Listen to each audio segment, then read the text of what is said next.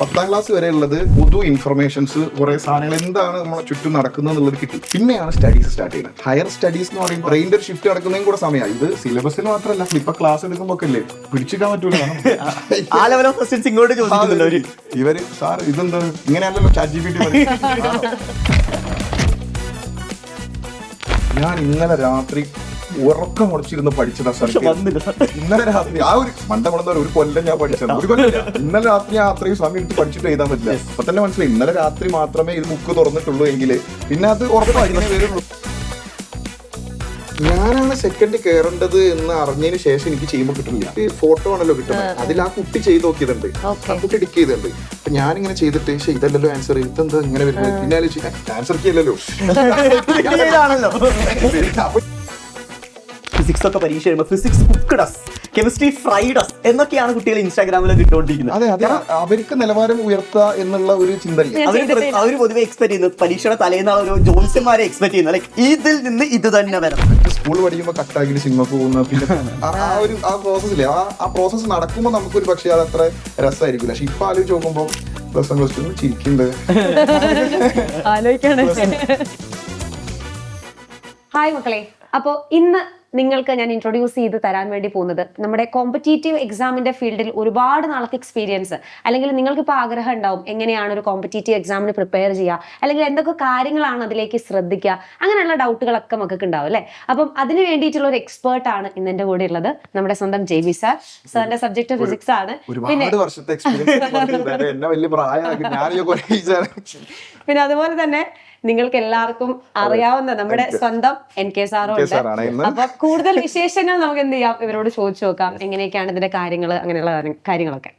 അപ്പം JB, എന്റെ ഒരു ആദ്യത്തെ ക്വസ്റ്റ്യൻ വേണ്ട, ഒരു എക്സ്പീരിയൻസ് തന്നെ തുടങ്ങാം. ഞാനിപ്പം 10th പഠിച്ചുകൊണ്ടിരുന്ന സാറേ, 10th കഴിഞ്ഞ ഇപ്പോഴല്ല, ഞാൻ 10th കഴിഞ്ഞ സമയത്ത് യെസ് ഇയർ പറയാൻ ഞാൻ ആഗ്രഹിക്കുന്നില്ല. 10th കഴിഞ്ഞ സമയത്ത് ഞാൻ 11th വന്നപ്പോ ഒരു ഷിഫ്റ്റ് എന്ന് പറഞ്ഞാൽ വളരെ ഒരു ടഫായിട്ട് എനിക്ക് ഫീൽ ചെയ്തത്. അതായത് 10th വരെ ഞാൻ ഒരു ലെവലിൽ പഠിച്ചു, 11th വന്നപ്പോ ഒരുപാട് സിലബസ് വന്നു. കുറച്ചുകൂടി ഞാൻ സയൻസ് സ്ട്രീം ആയിരുന്നു, വേറെ ലെവലായി തന്നെ വേണമെങ്കിൽ പറയാം. അതായത് ഒരുപാട് സിലബസ് വന്നു, എങ്ങനെ പഠിച്ചു തീർക്കണം എന്ന് എനിക്കറിയില്ല, ടൈം കൺസ്യൂമിങ് അങ്ങനെയുള്ള കാര്യങ്ങളൊക്കെ വന്നു. അപ്പൊ നിങ്ങളെ സംബന്ധിച്ചപ്പോ ഞാൻ ചോദിക്കുന്ന ഒരു ക്വസ്റ്റ്യൻ എന്താന്ന് വെച്ചാല്, ആദ്യത്തെ ഒരു 2-3 മാസം എല്ലാവരും നമ്മളോട് പറയാറുണ്ട് നിങ്ങൾ 11th ആണ് പഠിക്കണം, അല്ലെ 12th ആണ്, ഇത് നിങ്ങളുടെ important part of the life ആണ്, അങ്ങനെയൊക്കെ പറയാറുണ്ട്. പക്ഷേ ബേസിക്കലി എന്താണ്, ആദ്യത്തെ 2-3 മാസം നമ്മൾ കുട്ടികളാണ്, കളിച്ചൊക്കെ നടക്കും. എന്നിട്ട് ലാസ്റ്റിലേക്ക് വരികയാണ്, എക്സാമിന്റെ ഒരു അടുത്തേക്ക് വരുന്ന സമയത്ത് അപ്പൊ ഞാൻ മനസ്സിലിങ്ങനെ ഉറപ്പിക്കുക എനിക്ക് എന്തായാലും പഠിച്ചു തീർക്കാൻ പറ്റും, അല്ലെങ്കിൽ അതോട്ട് കോപ്പപ്പ് ചെയ്യാൻ വേണ്ടി പറ്റും. അപ്പൊ ആ ഒരു കണ്ടീഷനെ നിങ്ങൾ എങ്ങനെയാ കാണുന്നത്? അതായത് ലാസ്റ്റിലേക്ക് വരുമ്പോൾ പഠിച്ചു കഴിഞ്ഞാൽ നമുക്ക് സെറ്റ് ആയിട്ട് പഠിക്കാൻ പറ്റുമോ, നല്ല മാർക്ക് കിട്ടുമോ? പഠിച്ച് സെറ്റ് ആയിരുന്നു, പിന്നെ പ്ലസ് ടു അതെന്താ വെച്ചാല് നമ്മള് സാറേ ഈ 6th കഴിഞ്ഞ് 7th പോകുന്നത് 1 ഇയർ ഡിഫറൻസ് ആണ്. അതേപോലെ 9th കഴിഞ്ഞ് 10th അത് 1 ഇയർ ആണ്. പക്ഷെ 10th കഴിഞ്ഞ് 11th പോകുമ്പോൾ 1 ഇയർ ഡിഫറൻസ് ആണ്. പക്ഷേ ഹയർ സെക്കൻഡറി, അതായത് സെക്കൻഡറി സ്കൂൾ ലിവിങ്, SSLC, പിന്നെ ഹയർ സെക്കൻഡറി. അപ്പോൾ ആ ഷിഫ്റ്റ് ശരിക്കും അഷ്ടമി പറഞ്ഞ പോലെ അവിടുത്തെ വലിയ ഡിഫറൻസ് എന്താ വെച്ചാൽ 10ാം ക്ലാസ് വരെ കേരളത്തിൽ എല്ലാ ആളുകളും പഠിക്കുന്ന ഒരേ സിലബസാണ്, ചോയ്സ് ഇല്ല. എനിക്ക് ഉണ്ടായിരുന്നെങ്കിൽ ഞാൻ ഹിന്ദി ഒഴിവാക്കി, എനിക്ക് ഭയങ്കര ബുദ്ധിമുട്ടായിരുന്നു. സോഷ്യലി കുഴപ്പമില്ല, എനിക്ക് ജോഗ്രഫിക്ക് ഭയങ്കര ഇഷ്ടമാണ്. എനിക്ക് ഹിന്ദി ഭയങ്കര എനിക്ക് ഭയങ്കര ഒരു ബഹുമാനം. അപ്പോൾ അതിന് ചോയ്സ് ഇല്ല, നമുക്ക് ഇന്ന സാധനം ഒഴിവാക്കാൻ അത് പറ്റില്ല, എല്ലാവരും അതേ സാധനം പഠിക്കണം SSLC കിട്ടണമെങ്കിൽ.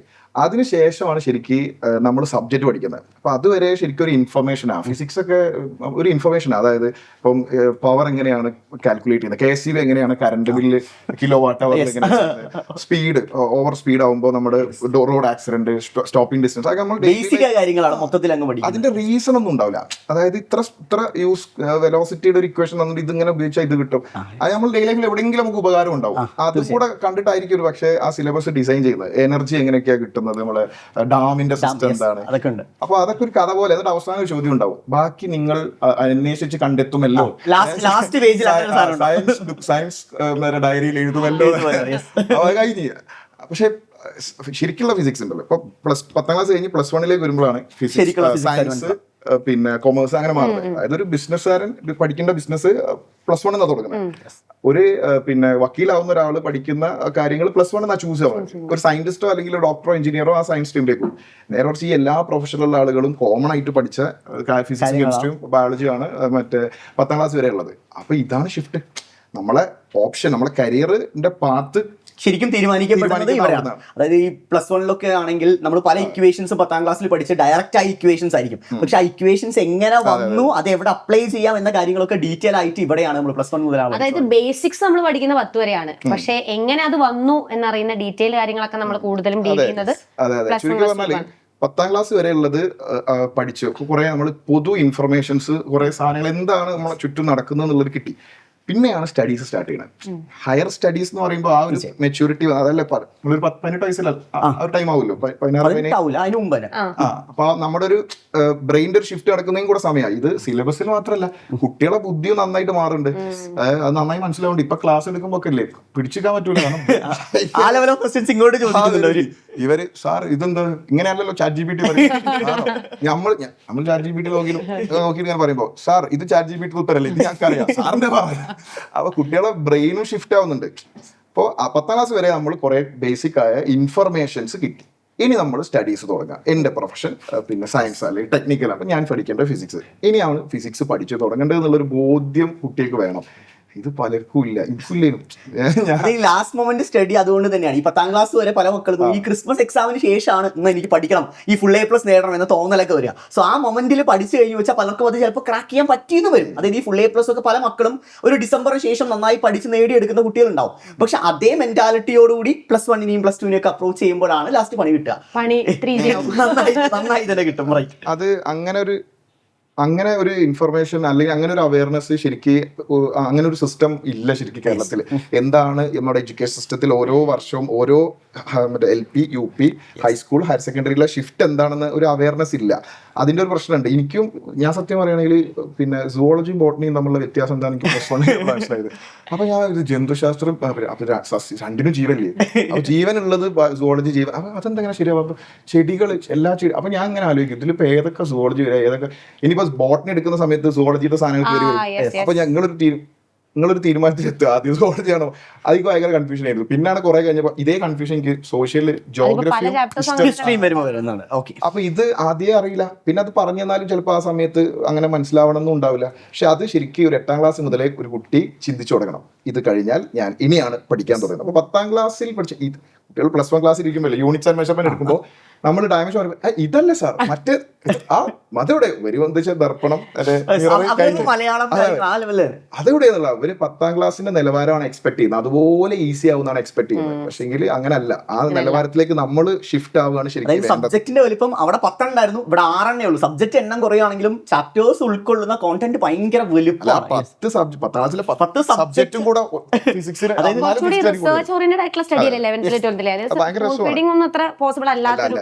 ക്വസ്റ്റ്യൻസിന്റെ പാറ്റേണും അങ്ങനെ, പരീക്ഷയിൽ വരുന്ന ക്വസ്റ്റ്യൻ പാറ്റേണും അങ്ങനെയായിരിക്കും. നമ്മളെത്ര പഠിപ്പിച്ചു കൊടുത്താലും അവര് സെൽഫായിട്ട് പഠിക്കണം, അല്ലെങ്കിൽ സെൽഫായിട്ട് എഴുതേണ്ട രീതിയിലുള്ള സോൾവ് ചെയ്യേണ്ട ക്വസ്റ്റ്യൻസ് വരാറുണ്ട്. അതായത് 10ാം ക്ലാസ് വരെയൊക്കെ ഒരു ഡയറക്റ്റ് ഹിറ്റ് ക്വസ്റ്റ്യൻ, ഇത് പഠിച്ചാൽ ഇത് എഴുതാം, ഇത് വന്നാൽ ഇത് എഴുതാം, ആ മൂടായിരുന്നു. ഇതാണ് ഇവ കുട്ടികള് പലപ്പോഴും, അതായത് സാർ നാളത്തെ എക്സാം ഇല്ലേ അതിന്റെ ക്വസ്റ്റ്യൻ അതാ ലാസ്റ്റ് മൊമെന്റിൽ അവർ അത് ഡിമാൻഡ് ചെയ്യുന്നു. പഠിച്ചാൽ നിങ്ങൾക്ക് എഴുതാൻ പറ്റും. അങ്ങനല്ല, പറഞ്ഞ പോലെ.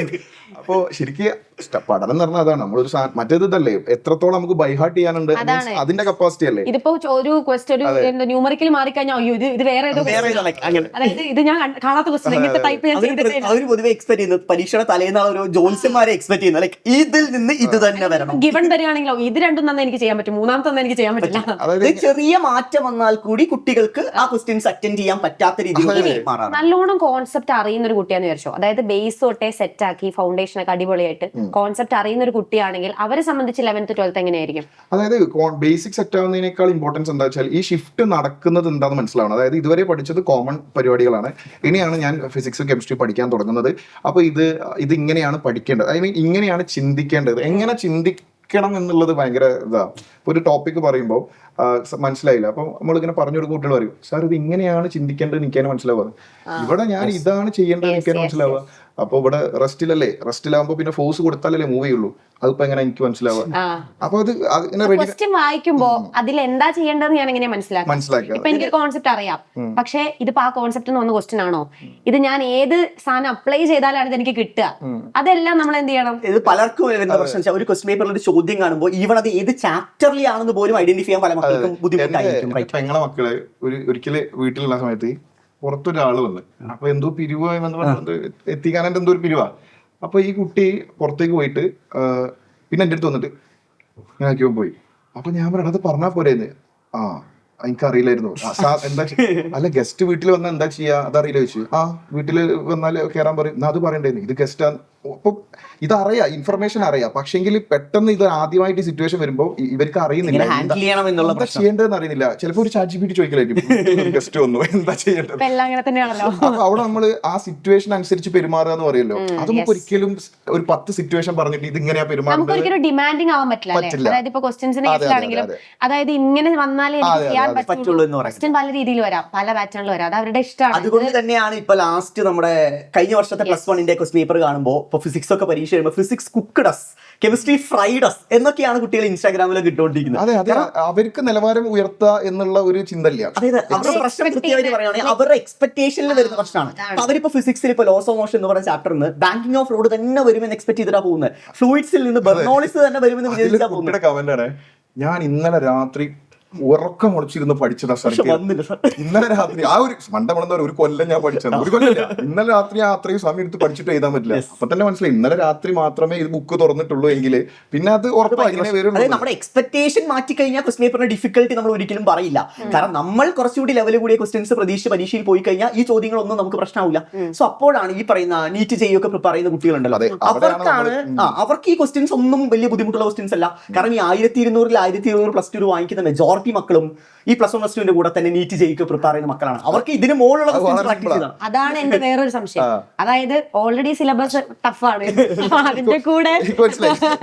അതിന്റെ കൂടെ ഈ നീറ്റ് ജെ പോലുള്ള കോമ്പറ്റേറ്റീവ് എക്സാമിന് പഠിക്കുന്ന മക്കളുണ്ട്, കൂടെ പ്രിപ്പയർ ചെയ്യുന്നവരുണ്ട്. സോ അവരെ സംബന്ധിച്ച് അവർക്കിപ്പോ ബോർഡ് എക്സാമും വരാം, കോമ്പറ്റേറ്റീവ് എക്സാമും വരാം. അപ്പൊ ഞാനിപ്പോ ബേസിക്കലി ചോദിക്കാൻ വന്നെന്താന്ന് വെച്ചാൽ ഇപ്പൊ നമ്മളിപ്പോ ഒരുപാട് ടോപ്പ് റാങ്കിൽ വരുന്ന കുട്ടികളൊക്കെ ഉണ്ടാവും, എൻട്രൻസ് എക്സാമിനായിരിക്കണം. അപ്പൊ അവരൊക്കെ അവരുടെ പ്രിപ്പറേഷൻസ് നേരത്തെ തന്നെ സ്റ്റാർട്ട് ചെയ്തിട്ടുള്ള ആൾക്കാരായിരിക്കില്ലേ, അല്ലെങ്കിൽ ഒരു കൺസിസ്റ്റന്റ് ആയിട്ട് പഠിച്ചിട്ടുള്ള ആൾക്കാരായിരിക്കും. ഞാൻ എഴുതിയിട്ടുണ്ടായിരുന്നു. കിട്ടിയില്ലല്ലേ? അപ്പൊ അത് കിട്ടിയ ആൾക്കാരൊക്കെ നേരത്തെ പ്രിപ്പയർ ചെയ്തത് ഞാൻ മറ്റേ നമ്മുടെ തന്നെ ഒരു നാദാപുരത്തുള്ള ഒരു പയ്യനാണ്, +2 എന്നാണ് ബോധം വന്നത്. അങ്ങനെ നമ്മുടെ ട്യൂഷൻ തന്നെ ഉണ്ടായിരുന്നു. അവന് അഡ്വാൻസ് മെയിൻസ് ക്രാക്ക് ചെയ്തു, അഡ്വാൻസ് റാങ്ക് വന്നിട്ടുണ്ട്. അത് രണ്ടും ഉണ്ട്. നമ്മൾ എത്രത്തോളം നമ്മൾ ഇൻസ്പയർഡ് ആവുന്നു അതിനനുസരിച്ചാണല്ലോ നമുക്ക് ആ ഫയർ ഉണ്ടാവുക. നേരത്തെ തുടങ്ങുന്നത് നല്ലതാണ്. പക്ഷെ നേരത്തെ തുടങ്ങാത്തവർക്കും ആ ഒരു ഫയർ എത്രത്തോളം ആ കുട്ടിയിലുണ്ടോ. നമ്മളിപ്പോ പലപ്പോഴും ഇമ്പോസിബിൾ ആവുന്ന പല കാര്യങ്ങളും ചില ആളുകൾ ചെയ്യുമ്പോഴാണോ യെസ് ഇറ്റ് ഈസ് പോസിബിൾ അങ്ങനെ പറയുന്നത്. അപ്പൊ അങ്ങനെ നടക്കാറുണ്ട് രണ്ടും. അപ്പൊ ഇത് പോസിബിൾ ആയിട്ട് നമുക്ക് ചെയ്യാൻ പറ്റുമോ? അതായത് +1 +2 കൂടെ തന്നെ ആ ബോർഡ് എക്സാമിന് എഫക്ട് ചെയ്യാത്ത രീതിയിൽ പറ്റും. ബോർഡ് എക്സാമിന് ഭയങ്കര അഡ്വാൻറ്റേജ് ആണ് ഇതെന്ന് പറയുന്നത് ശരിക്കും പറഞ്ഞാൽ. കാരണം അതിന് ആ കോൺസെപ്റ്റുകൾ തന്നെയാണ് അവർ ഇതിലും പഠിക്കുന്നത്. സിലബസ് ഒരിക്കലും വ്യത്യാസമില്ല, കുറച്ചുകൂടി അഡ്വാൻസ്ഡ് ആയിട്ട് പഠിക്കുന്നത്. +10 ക്ലാസ് പഠിക്കുന്ന സമയത്ത് നമുക്ക് ഒരിക്കലും 10ാം ക്ലാസ് സിമ്പിൾ എന്ന് പറഞ്ഞാൽ നമ്മൾ സമ്മതിക്കില്ലല്ലോ. പക്ഷെ +1 തുടങ്ങിയിട്ട് എനിക്കൊക്കെ തോന്നിയില്ല ഫുൾ മാർക്ക് മേടിക്കുന്നത് ചിലപ്പോൾ പറയാറുണ്ട്. അതേപോലെയാ. അതായത് നമ്മൾ ഒരു സ്റ്റെപ്പ് മുകളിലാണ് പ്രിപ്പയർ ചെയ്യുന്നത്. അതായത് ബോർഡ് +1 +2 നമ്മൾ ഈ പറഞ്ഞ ഷിഫ്റ്റ് ഒക്കെ ആണെങ്കിലും അതിനേക്കാൾ ലെവൽ കൂടിയ ഒരു സാധനം നമ്മൾ ബെഞ്ച് മാർക്ക് ഫിക്സ് ചെയ്യുമ്പോൾ പിന്നെ അതിന്റെ താഴെ അതാണ് ആ ഒരു മൈൻഡ് സെറ്റ് ആണ് ശരിക്കും കുട്ടികൾക്ക് വേണ്ടത്. പക്ഷെ ഇത് നമ്മൾ ഇൻഡ്യൂസ് ചെയ്യല്ല വേണ്ടത് കുട്ടികളെ. ഇതൊക്കെ പറഞ്ഞാൽ കുട്ടി ഫിക്സ് ചെയ്യണം, എനിക്കിത് കിട്ടണം എന്ന് കുട്ടിക്ക് ഉള്ളിൽ തോന്നണം. അതുപോലെ തന്നെ സമയം വലിയ ഫാക്ടറാണ്. ഇപ്പൊ മെജോറിറ്റി മക്കളും ചെയ്യുന്ന കാര്യം +2 ശേഷം ഒരു വർഷം റിപ്പീറ്റ് ചെയ്യാണ്. പക്ഷെ അതുപോലും ചെയ്യാതെ തന്നെ ഫസ്റ്റ് അറ്റംപ്റ്റിൽ തന്നെ ക്രാക്ക് ചെയ്യാൻ ഈ പറയുന്ന +1 +2 കൂടെ തന്നെ പാരലി പ്രിപ്പയർ ചെയ്ത് നടക്കും. ഒരു അവയർനെസ് വേണം. അവിടുത്തെ കേസിലാണ് നമ്മൾ നേരത്തെ പറഞ്ഞ ഒരു സിനാരിയോ ഉള്ളത്. അതായത് ഒരു ക്വസ്റ്റ്യൻ വന്നു, ഇപ്പൊ പോട്ടെ നമുക്കിപ്പം ബോർഡ് എക്സാം ലെവലിൽ പഠിക്കുന്ന ഒരു കുട്ടിയാണ്, ആ കുട്ടിക്ക് ആ ക്വസ്റ്റിനെ ഒരു അനലൈസ് ചെയ്യാൻ പറ്റില്ല. പക്ഷെ നീറ്റ് ജെ പഠിക്കുന്ന ഒരു കുട്ടിയാണെന്ന് വിചാരിച്ചോ, അപ്പൊ അവർ വേറെ രീതിയിൽ ആ ക്വസ്റ്റ്യൻ ചിന്തിക്കാം. സോ ഒരുപക്ഷെ അവർക്ക് ആൻസർ ചെയ്യാൻ പറ്റും. അതിന് ഏറ്റവും സിംപ്ലിഫൈഡ് ഫോർമാറ്റിൽ ആ കുട്ടിക്ക് അപ്രോച്ച് ചെയ്യാൻ പറ്റും. കാരണം ഷോർട്ട് കട്ട്സും കാര്യങ്ങളൊക്കെയാണ് ഇവിടെ പഠിക്കുന്നത്. ഈ സയൻസ് പഠിക്കുമ്പോൾ പലരും പറയും സയൻസ് കൊണ്ടല്ലേ നമുക്ക് ഒക്കെ ഉണ്ടാവുന്ന, അപ്പൊ സയൻസ് പഠിക്കണം. ശരിക്കും അതല്ല. ശരിക്കും സയൻസ് പഠിക്കുന്നതിന്റെ ഒരു അഡ്വാൻറ്റേജ് എന്താ വെച്ചാൽ നമ്മുടെ ചുറ്റും നടക്കുന്നത് എന്താണ്, എങ്ങനെയാ ചിന്തിക്കേണ്ടത്, ഇതെങ്ങനെ സംഭവിക്കുന്നത്, ഇതിന്റെ മെക്കാനിസം എന്താണ്. ഫോർ എക്സാമ്പിൾ ഇപ്പൊ നമ്മുടെ അടുത്ത് ഒരാൾ വന്ന് പറയാണ് ഇത്ര പൈസ ഇൻവെസ്റ്റ് ചെയ്താൽ ഇത് ഇത്ര ആയിട്ട് കിട്ടും, ഇത്ര പ്രോഫിറ്റ് കിട്ടുന്നത്. അപ്പോൾ ഒരാൾ നന്നായിട്ട് ചിന്തിക്കുന്ന മാത്സ് അറിയുന്ന ഒരാൾ ഞാൻ ഇത്ര ഇൻവെസ്റ്റ് ചെയ്യുന്നു, അപ്പോൾ എത്ര ആളുകളുണ്ട് ഇതിൽ, ഇത്ര ആൾക്കാർ ഇത്ര പൈസ ഇട്ടാൽ ഇത്ര നിങ്ങൾ എന്താ ഇത് ചെയ്യുന്നത് വെച്ചാൽ അതിന്റെ പ്രോഫിറ്റ്. ഈ ഒരു പ്രോഫിറ്റിൽ ഒരിക്കലും അവർക്ക് ഇത്രയും പൈസ എനിക്ക് തിരിച്ച് റിട്ടേൺ തരാൻ പറ്റൂല. അത് പൈസ ഒരാൾ വരണ്ടേ, ഉണ്ടാക്കാൻ പറ്റില്ലല്ലോ. അപ്പൊ ഇത് സ്കാമാന്ന് മനസ്സിലാവും. പക്ഷെ ഇങ്ങനെ ചിന്തിക്കാത്ത കുറെ ആൾക്കാർ ചേർന്നിട്ടുണ്ട്, ഇന്ന ആളുണ്ട്, അവിടുത്തെ ആളുണ്ട്, അവരൊക്കെ ചേർന്നാ ഞാൻ. അപ്പൊ അതെന്താ വെച്ചാൽ ഇങ്ങനെ ചിന്തിക്കൂല. അവരൊരു ട്രസ്റ്റ് ബിലീഫിന്റെ ബേസിൽ അത് ചെയ്യും. അങ്ങനെ നമ്മൾ പറ്റിക്കപ്പെടും പലപ്പോഴും. ഇത്തരം കേസിലൊക്കെ അങ്ങനെ ഒരു എക്സ്പോഷർ ഇല്ലാത്ത സോഷ്യലൈസ്ഡ് ആവാത്ത വീട്ടമ്മമാരെന്നൊക്കെ പണ്ടത്തെ ഇതിൽ പറയല്ലോ വീട്ടിൽ അങ്ങനെ അവരാണ് ഇങ്ങനത്തെ സെന്ററിൽ പറ്റിക്കപ്പെടുന്നത്. വീട്ടമ്മമാരെ ഞാൻ ഒരു എക്സാമ്പിൾ പറയാനല്ല, ഇതിനെ കുറിച്ച് പ്രശ്നമാണ്, ചിന്തിക്കില്ല. ശരിക്കും സയൻസ് നമ്മൾ പഠിക്കുമ്പോൾ എങ്ങനെയാണ് ഈ പ്രോസസ്സ് നടക്കുന്നത്, പിന്നെ എങ്ങനെയാണ് മറ്റേ എർത്ത് റിവോൾവ് ചെയ്യുക, അപ്പൊ ഈ ചിന്തിക്കേണ്ട രീതി എങ്ങനെയാന്നുള്ളതാണ് കുട്ടികൾ സ്ലോലി ട്രെയിൻഡ് ആവും. പിന്നെ കണക്ട് ചെയ്ത് കഴിഞ്ഞാൽ നമുക്ക് ഓർമ്മയും കിട്ടും. ഒരു സാധനം നമ്മൾ ഇങ്ങനെ എത്ര ബൈ ഹാർട്ട് പഠിച്ചാലും നമ്മൾ അതിനെ കഥ പോലെ പഠിക്കുക അല്ലെങ്കിൽ കണക്ട് ചെയ്ത് പഠിക്കുമ്പോൾ കുറച്ചുകൂടി നമുക്ക് അത് അതിന്റെ കോൺസെപ്റ്റ് ആണെങ്കിലും ഫിസിക്സിലൊക്കെ പ്ലസ് 1 പ്ലസ് 2 ഏകദേശം 60ഓളം ഡെറിവേഷൻസ് പഠിക്കാനുള്ളത്. ഈ ഡെറിവേഷൻസിൽ നിന്ന് ഏറ്റവും ചെറിയൊരു 4 എണ്ണമൊക്കെ പരീക്ഷയിൽ വരുള്ളൂ. സോ കുട്ടികൾക്ക് ഈ 60 എണ്ണം എന്തായാലും പഠിച്ചിട്ട് പോകണം, കാരണം ഇതിൽ ഏത് 4 എണ്ണമാണെന്ന് അവർക്ക് പ്രെഡിക്റ്റ് ചെയ്യാൻ പറ്റൂല. സോ അതാണ് അവർ നേരിടുന്ന വലിയ പ്രശ്നം. പക്ഷെ അവരിപ്പോഴും എന്താ വെച്ചാല് ഞാനങ്ങനെ പ്ലസ് അവരിപ്പോഴും 5 എനിക്ക് ഓർമ്മ ഞാൻ മറ്റേ പ്ലസ് 1 പഠിക്കണം ഞാൻ എഴുതി വെച്ചിരുന്നു 8 ഡെറിവേഷൻ 8 ഞാൻ പഠിച്ചു, ഇനി 4 കൂടെ ഉണ്ട്. അങ്ങനെ അത് അപ്പൊ ഡെറിവേഷൻ നമ്പർ 3 തന്നെ അങ്ങനെ ചെയ്തു. അതല്ലാതെ ഗ്രാവിറ്റി ഹൈറ്റിലേക്ക് പോകുമ്പോൾ വാരി ചെയ്യുന്നത് എങ്ങനെയാന്ന് ചോദിച്ചാൽ എനിക്കറിയില്ല. അപ്പൊ നമ്മള് ഡെയിലി ലൈഫിൽ തന്നെ നമ്മളൊരു പെർട്ടിക്കുലർ സിറ്റുവേഷനിൽ എത്തി, ഇപ്പൊ നമുക്ക് ബ്ലോക്ക് വന്നു, ഇനിയിപ്പോ നമ്മളൊരു വേറൊരു സ്ഥലത്തേക്ക് നമ്മൾ ജോബ് ഷിഫ്റ്റ് ചെയ്യുക അല്ലെങ്കിൽ എന്തെങ്കിലും വന്നു, അപ്പൊ നമ്മളിങ്ങനെ ആലോചിക്കുമല്ലോ എന്തൊക്കെയാണ് നമുക്ക് ഓപ്ഷൻസ് ഉള്ളത്, ഇത് ചെയ്യാം. അപ്പൊ ഈ ഓപ്ഷൻ ചൂസ് ചെയ്താൽ ഇന്ന സ്ഥലത്ത് പോയാൽ എനിക്ക് ഇങ്ങനെ ബെനിഫിറ്റ് ഉണ്ട്, ഇതൊരു നഷ്ടമാണ്. അപ്പൊ അങ്ങനെ പല പോസിബിലിറ്റി ചിന്തിക്കുമ്പോഴാണ് ചിലതൊക്കെ നമുക്ക് അങ്ങനെ ഉണ്ടായിട്ടുണ്ട്, അയ്യോ ഇതെന്താ ഞാൻ നേരത്തെ ചിന്തിക്കാൻ, ഇതൊരു റൈറ്റ് ഓപ്ഷൻ അല്ലേ. അപ്പൊ നമ്മൾ അത് ചിന്തിക്കാത്ത എന്തുകൊണ്ടാ വെച്ചാൽ വേറെ പോസിബിലിറ്റി എന്തുകൊണ്ടോ നമ്മൾ ആലോചിക്കുന്നില്ല. നമ്മൾ ആ ഒരൊറ്റ പാറ്റേൺ നാരോ ആയിട്ട് ഇങ്ങനെ തിങ്ക് ചെയ്യും, അതിൽ നമ്മൾ ഇമോഷണലി അങ്ങ് വീക്കായിട്ട് അങ്ങനെ പറ്റില്ല. പക്ഷെ നമ്മൾ ഈ ഒരു പ്രോബ്ലം മാത്തമാറ്റിക്കലി നമ്മൾ പ്രാക്ടീസ് ചെയ്യുമ്പോൾ ഒരു ക്വസ്റ്റ്യൻ നമ്മൾ ഓക്കെ ഇവിടെ വെലോസിറ്റി തന്നിട്ടില്ല, അപ്പൊ നമ്മൾ എന്ത് ചെയ്യണം, വെലോസിറ്റി ഇല്ലാതെ ഇങ്ങനെ ക്വസ്റ്റ്യൻ തെറ്റാറില്ല, വെലോസിറ്റി അപ്പൊ അവിടെ ഡിസ്പ്ലേസ്മെന്റ് എന്തെങ്കിലും കണക്ഷൻ ഉണ്ട്, യെസ് അത് കണ്ട്. അപ്പൊ അങ്ങനെ ചിന്തിക്കാനുള്ള ഒരു ട്രെയിനിങ് ആണ് ശരിക്കും ഇവിടെ പറയാ അത് ഔട്ട് ഓഫ് സിലബസ്.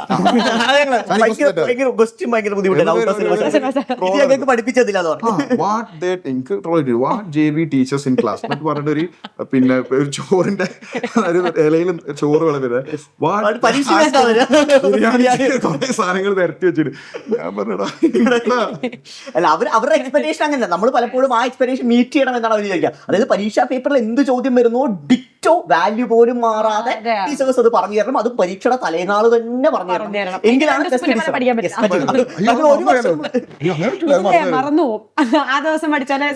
തലേനാൾ പഠിച്ച പോലെ പരീക്ഷയ്ക്ക് പറഞ്ഞു പരീക്ഷ ഞാൻ അത് പോയി. അത് മാത്രല്ല ഇന്ന് പരീക്ഷ എന്ന് പറഞ്ഞിട്ട് ഇന്ന് ക്യാൻസൽ ചെയ്ത് നാളെ വെക്കാൻ അയ്യോ പറ്റില്ല, ഞാനിത് കൊണ്ടുവന്നതാ, ഇതിനി ഇറക്കി വെച്ചിട്ട് പോകാൻ പറ്റും. അപ്പൊ എൻട്രൻസിന് ഇപ്പം അഷ്ടമി പറഞ്ഞ പോലെ 10ാം ക്ലാസ്സിന്റെ മാർക്കാണ് +1 അഡ്മിഷന്റെ ക്രൈറ്റീരിയ. അത് കഴിഞ്ഞു. +2 മാർക്ക് വെച്ചിട്ടല്ല ഇന്ത്യയിലെ തന്നെ പ്രീമിയർ ഇൻസ്റ്റിറ്റ്യൂട്ടുകളിലേക്ക് അഡ്മിഷൻ കിട്ടുക. അതിന് നമുക്ക് സെപ്പറേറ്റ്. അത് കാരണം എന്താ വെച്ചാൽ എല്ലാവർക്കും 1200 കിട്ടും. 1200 അല്ലേ 1200 കിട്ടുന്ന മുഴുവൻ കുട്ടികൾ എടുത്തു നോക്കിയാൽ അത്രയും സീറ്റ് ഇല്ല എന്തില്, പിന്നെ ഒരു പെർട്ടിക്കുലർ പ്രീമിയർ ഇൻസ്റ്റിറ്റ്യൂട്ടിൽ. അപ്പം ആ കുട്ടിക്ക് തന്നെ സീറ്റ് കിട്ടും. പിന്നെ ആർക്ക് അതിൽ who is best, who is better than this എന്ന് തീരുമാനിക്കാൻ പറ്റില്ലല്ലോ. അപ്പൊ എൻട്രൻസ് എക്സാമിന്റെ പ്രത്യേകത എന്താ വെച്ചാൽ ഡിസ്ക്രിപ്റ്റീവ് എക്സാമത്തെ 4 മാർക്കിന്റെ ഒരു ക്വസ്റ്റൻ ആണെങ്കിൽ നമുക്ക് അത് അറിയുന്നവരെ എഴുതിയാൽ 3 മാർക്ക് കിട്ടും, അവസാനത്തെ സ്റ്റെപ്പില് 3.5 മാർക്ക് കിട്ടും. അപ്പൊ നമ്മൾ പഠിച്ചത് എത്രയാണോ അതിന്റെ റിസൾട്ട് നമുക്ക് കിട്ടും. ഇപ്പൊ ഔട്ട് ഓഫ് 50 ആണെങ്കിൽ 30 കിട്ടും, 35. അപ്പൊ നമ്മൾ ഹാപ്പിയാണ്, നമ്മൾ വർക്ക് ചെയ്തു അതിന്റെ റിസൾട്ട് കണ്ടു. എൻട്രൻസിന്റെ നമ്മളൊരു പ്രോബ്ലം സോൾവ് ചെയ്യുമ്പം അതിൽ ഫസ്റ്റ് സ്റ്റെപ്പിൽ നമുക്ക് ആൻസർ കിട്ടാണ്ട് റോങ് ആയാലും പിന്നെ അവസാന സ്റ്റെപ്പ് വരെ എഴുതിയിട്ട് യൂണിറ്റ് മാറ്റാൻ മറന്നുപോയിട്ട് മാറിയാലും ഒരേ റിസൾട്ടാ, അതായത് അത് തെറ്റി മാർക്ക് ഉണ്ടാവും. അപ്പൊ എൻട്രൻസിന് മാർക്ക് കിട്ടിയ ആളുകൾ കിട്ടാത്ത ആൾക്കാരെ മാറ്റി നിർത്തി, കിട്ടാത്ത ആൾക്കാർ എല്ലാവരും ഒരേപോലെയല്ല. ചില കുട്ടികളൊക്കെ അവസാനം 99% വരെ എത്തിയിട്ടുണ്ട്. അപ്പൊ എന്താ വെച്ചാൽ നമ്മൾ പഠിച്ചിട്ടും അതിന്റെ റിസൾട്ട് വിസിബിൾ ആവില്ല. അതുപോലെ ഒരു കാര്യം എന്ന് വെച്ചാൽ ക്വസ്റ്റ്യൻസ് കണക്റ്റഡ് അല്ലേ ചാപ്റ്റേഴ്സിൽ. ഇപ്പം ആദ്യത്തെ ചാപ്റ്റർ ഞാൻ ഇതെനിക്ക് മൂടില്ല പഠിക്കേണ്ട പോയി, നമുക്കിപ്പോ ബോർഡ് എക്സാമിന് സ്കിപ്പ് ചെയ്യാം അല്ലേ. അതായത് ഈ ചാപ്റ്ററിന്റെ വെയിറ്റേജ് അനുസരിച്ച് ഇപ്പൊ എനിക്ക് വേണമെങ്കിൽ ഈ ചാപ്റ്റർ മാർക്ക് വേണ്ട എന്നാൽ ഞാൻ എവനിലേക്ക് എത്തുന്ന സ്കിപ്പ് ചെയ്യാം. പക്ഷെ ഇവിടെ അങ്ങനെ ഒരു ഓപ്ഷൻ ഇല്ല. കാര്യം ക്വസ്റ്റ്യൻസ് ഇപ്പൊ ഒരു 3 ക്വസ്റ്റ്യൻ തന്നെ എടുത്തു നോക്കിക്കുക, ഒരു ഇപ്പൊ 2 ചാപ്റ്റർ എന്നാണ് ചോദിക്കുന്നത്, അത് പഠിച്ചില്ലേ തീർന്നു. അത് ഇതിന്റെ നീറ്റ് മാത്രമല്ല ഈവൻ PSC അടക്കം എല്ലാ എൻട്രൻസ് എക്സാമിനും IAS ക്രാക്ക് ചെയ്ത ആളുകളുടെ ഇന്റർവ്യൂസിൽ ഉണ്ടാവാറുണ്ട്. നമ്മളെ CEO-ന്റെ ഒരു ഇന്റർവ്യൂ ഉണ്ട്. അതിൽ ഒരു മാം പറയുന്നത് അവരാകെ ഒരു 2 വർഷ സമയം 3 മണിക്കൂറോ 3.5 മണിക്കൂറിൽ കുറവ് സമയം ഉറങ്ങാറുള്ളൂ. അതിൽ വെറും 10 മിനിറ്റ് ഒക്കെ ഉറങ്ങിയ ദിവസങ്ങൾ ഉണ്ട് എന്ന് പറയുമ്പോൾ നമുക്കത് അത്ര തോന്നൂല, അതിശോക്തി അല്ലേന്ന് തോന്നും. പക്ഷെ അല്ല, അതെന്താ വെച്ചാൽ മൂഡ് ഉണ്ടാകുമ്പോഴൊക്കെ നമുക്ക് പഠിക്കാൻ പറ്റും. പഠിക്കാൻ ഒരു മൂഡ് വേണ്ടെന്ന് ചോദിക്കും കുട്ടികൾ. പക്ഷേ അത് ബോർഡ് എക്സാം ഓക്കെയാണ്, ഒരു വർഷം സമയം ഉണ്ടല്ലോ. എൻട്രൻസിന് മൂഡ് വരുമ്പോൾ മാത്രം പഠിച്ചാൽ ഇത് കിട്ടൂല. അപ്പൊ നമ്മൾ എന്താ വെച്ചാൽ മൂഡ് നമ്മൾ ഉണ്ടാക്കി നമ്മൾ എന്തെങ്കിലുമൊക്കെ നമ്മൾ തന്നെ കണ്ടെത്തണം. ഒരു നമുക്ക് ഇരിക്കുമ്പോൾ ബോറടിച്ച് നടക്കുക, അപ്പുറത്ത് എവിടെയെങ്കിലും പോയി ഇരിക്കുക, അല്ലെങ്കിൽ ചിപ്സ് കഴിച്ചിട്ട് ചെയ്യുക. നമുക്ക് ഈസി ആയിട്ട് ചെയ്യാൻ പറ്റും. ഇപ്പോൾ ബയോളജി ഒക്കെ പഠിക്കുമ്പോൾ അതേ കുട്ടികളും ഇരിക്കും, കാരണം ബാക്ക് പെയിൻ ഒക്കെ ഒന്ന് മാറാൻ വേണ്ടി. പക്ഷെ ഫിസിക്സ് പഠിക്കുമ്പോൾ എന്ത് ചെയ്യുന്നത്, പെൻ ആൻഡ് പേപ്പർ വേണം. അപ്പൊ അങ്ങനെ നമ്മൾ എന്തെങ്കിലുമൊക്കെ ടെക്നിക്ക്, കുട്ടികൾ പാട്ടൊക്കെ വെച്ചിട്ട് പഠിക്കും. പ്രോബ്ലം ചെയ്യുമ്പോൾ പാട്ട് കേട്ടാൽ എനിക്ക് പ്രശ്നമില്ല, പ്രോബ്ലം ചെയ്യുമ്പോൾ പാട്ട് വന്നാലും പ്രശ്നമില്ല, ടി വി ഒക്കെ കണ്ടിട്ടും പ്രോബ്ലം ചെയ്യാം നമുക്ക്. അപ്പൊ അത് അങ്ങനെയൊക്കെ എന്തെങ്കിലുമൊക്കെ ചെയ്തിട്ട് കുട്ടികളെ ബോർഡ് വെച്ച് പഠിപ്പിക്കുന്ന രീതിയിലാണ് പറഞ്ഞു കൊടുക്കുമ്പോൾ കൂടുതലായിട്ട് കിട്ടാറ്. സ്റ്റിക്കി നോട്ട് കൊട്ടിച്ചു വെക്കുക, അതൊക്കെ ഓരോന്നെ കണ്ടെത്തേണ്ട. നമുക്കതിങ്ങനെ സപ്പോർട്ട് ചെയ്യാനേ പറ്റുള്ളൂ. അപ്പൊ അങ്ങനെ കയറി വരുന്ന കുട്ടികളെ നമ്മൾ മാക്സിമം സപ്പോർട്ട് ചെയ്യും. അതങ്ങനെ കയറിപ്പോകും, അവർ പുഷ് കിട്ടിയാൽ അവർക്ക് കയറിപ്പോകും. പക്ഷെ ആ ഇനീഷ്യൽ ഫയർ അവർക്ക് വരണം. അങ്ങനെ നമ്മൾ ഈ കണക്റ്റഡ് സബ്ജക്റ്റ് ഇതൊക്കെ നമ്മൾ പറഞ്ഞല്ലോ, ഒരു ഫുള്ള് ശരിയാക്കിയാൽ ആ ക്വസ്റ്റ്യൻ കറക്റ്റ് ചെയ്തു, കിട്ടി 4 മാർക്ക് കിട്ടി. ഒരു ചെറിയ മിസ്റ്റേക്ക് വന്നാൽ പോലും അത് കിട്ടിയില്ല. അപ്പൊ അവിടെ സിംഗിൾ മിസ്റ്റേക്കിന് പോലും വലിയ വാല്യൂ, പിന്നെ നല്ല ഉറപ്പും വേണം. അതായത് ഇതിൽ നമ്മൾ കറക്കി കൂട്ടാൻ പറ്റില്ലല്ലോ. പക്ഷെ നമുക്ക് കോൺസെപ്റ്റ് അറിയാം, പക്ഷെ നമുക്ക് അവസാനം മറ്റേ എന്തായാലും കറക്കി കുത്തിണ്ടാവല്ലോ. മറ്റേ എക്സാമിനൊക്കെ നോക്കി കഴിഞ്ഞാൽ നമുക്ക് ഏകദേശം 44 കിട്ടിയെന്ന് വിചാരിച്ചോ, വാല്യൂ ഉള്ളത് നമ്മൾ ചെയ്ത പേപ്പർ കൊണ്ടുപോയി കാണിച്ചിട്ട് ഞാൻ ഇത്ര വരെ കിട്ടിയില്ല. 100% പെർഫെക്റ്റ് ആയാൽ അതാണ് അത്രയും ക്വാളിഫൈഡ് ആയ ആളുകൾക്ക്, കാരണം അവരുടെ കരിയർ ഡിസൈഡ് ചെയ്യപ്പെടുന്ന ഒരു പരീക്ഷയാണെങ്കിലേ ഇത് കിട്ടുള്ളൂ. അങ്ങനെ കോൺഫിഡൻസ് ഒരു ചോദ്യം കറക്റ്റ് എനിക്കറിയാം, ഇത് തെറ്റില്ല എനിക്ക് ഉറപ്പാണ്. അങ്ങനെ ചെയ്യാൻ തന്നെ നമുക്കൊരു ഇത് വേണം അല്ലേ? അതെ, അങ്ങനെ ചെയ്യേണ്ട എക്സാമിനേഷന് പ്രിപ്പയർ ചെയ്യുന്ന കുട്ടിക്ക് പിന്നെ ബോർഡ് എക്സാം ആലോചിക്കണ്ട. പിന്നെ ഈ ഇത്തരം ചില സെന്റൻസുകൾ, ഇപ്പൊ ലോന്റെ സെന്റൻസ് പഠിച്ചു നോക്കുക, അങ്ങനെ ചില ചെറിയ അതിന് തലേന്ന് രാത്രി ഇരുന്നാലും മതി. പക്ഷെ ഇതൊന്നും ഇല്ലാണ്ട് തലേന്ന് പരിപാടി നടക്കില്ല.